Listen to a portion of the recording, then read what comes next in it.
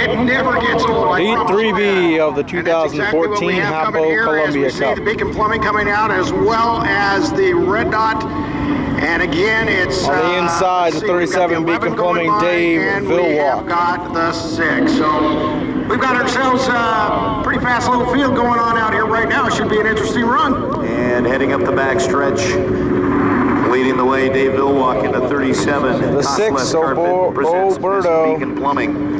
Jimmy Shane. You know, this could be the race till we see what they're going to do to set up maybe for the finals as they come out and try to see what position they want to take one lane, see how they run, you know, kind of play around each other, see what happens. 9, John Zimmerman Schwab, Red Dot, John Zimmerman. Into the course. And looks like punching it and heading around will be Jimmy Shane and the Oberto way outside. And the exit manager number 1.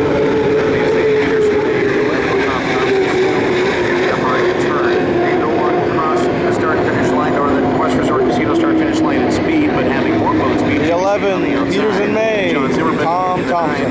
Schwab Tires, Team Red Dot, crossing start-finish now. Dave Villwock's going to head across the infield to the backstretch toward Tony and Tire Factory turn number 2. Coming up on 3 minutes.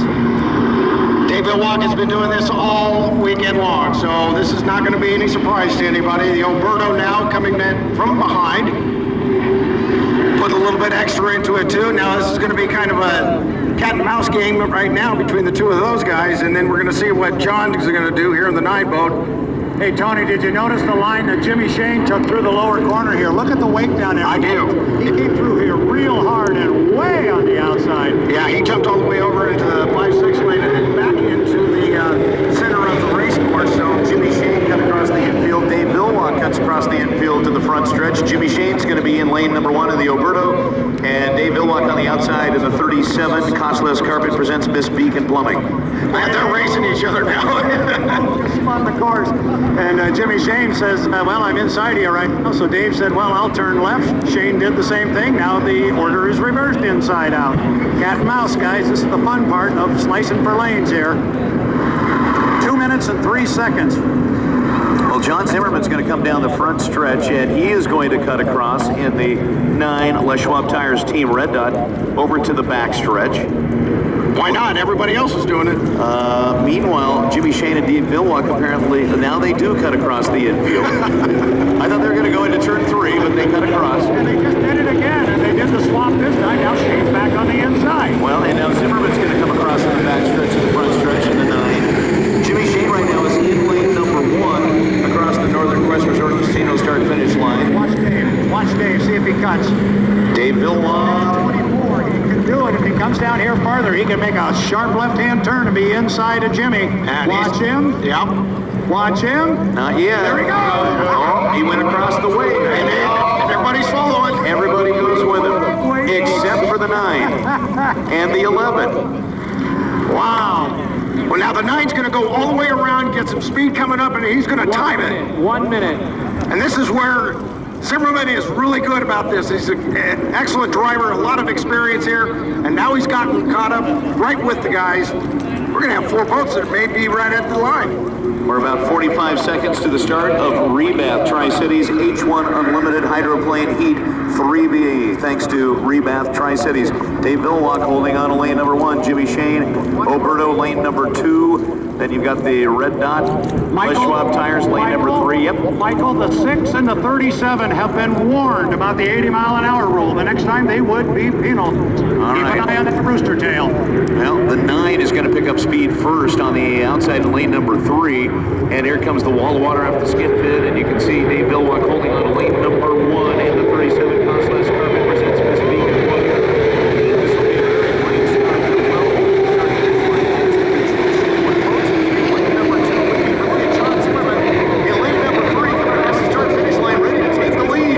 Three of the fast start. What limited hydroplanes are coming down here side by side. Jimmy Shane's going to get down here first, but he's only going to have about a boat like maybe 2 on Villwock. Coming 3 wide here, Tony. This is what it's all about, the race day spectacle, and it is. The Beacon Plumbing and Oberto exiting at the same time, deck to deck, 1 and 2. And it's Dave Villwock on the inside in the 37. Jimmy Shane and the Oberto on the outside.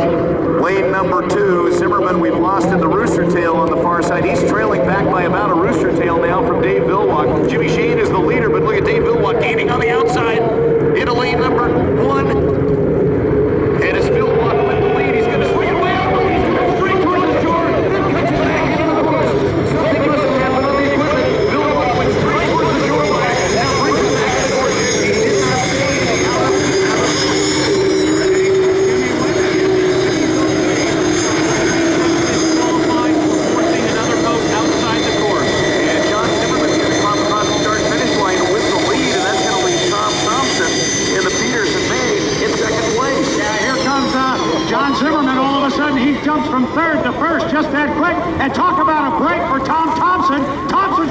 second place down here, and he's got his eye on Zimmerman. Exactly what he's got is he looks ahead and he sees John Zimmerman in the 9 boat. Here's a 2-boat race for you as Tom Thompson brings up the Peterson main, just a rooster tail behind. Now the canopy is popped open. Jimmy Shane, is he on the deck? He should stay in the, he's on the deck. He should stay in the boat. For goodness sakes, there's a race out there. John Zimmerman in the 9 is leading up the backstretch by a rooster tail over the Peterson May 11 with Tom Thompson coming around in turn number 3. 1 and 2, debris in lanes 1 and 2. And boats still out there at full speed as John Zimmerman comes out into lane number 3. Boys working on the spots right there. The horse and the other horse is going to finish lane 2. Just over a rooster tail lead over Tom Thompson in the Peterson May. So right now it is all John Zimmerman. Obviously, he got the same memo with regards to the debris up there in the corner. His radio man in the corral has told him to keep it wide up at the west end. He's not running real hard down here right now, Tony. Got a full rooster tail on Tom Thompson. He doesn't need to run it hard, but needs to run it well. And he is coming down the middle, and he's picked lane 3, and he's going to stay to that point. And outside in lane number 4, it's 11 and Tom Thompson. There's your 2 boats that are still left in the heat. And it is Zimmerman up the backstretch leading by over a rooster tail, almost 2 rooster tails now.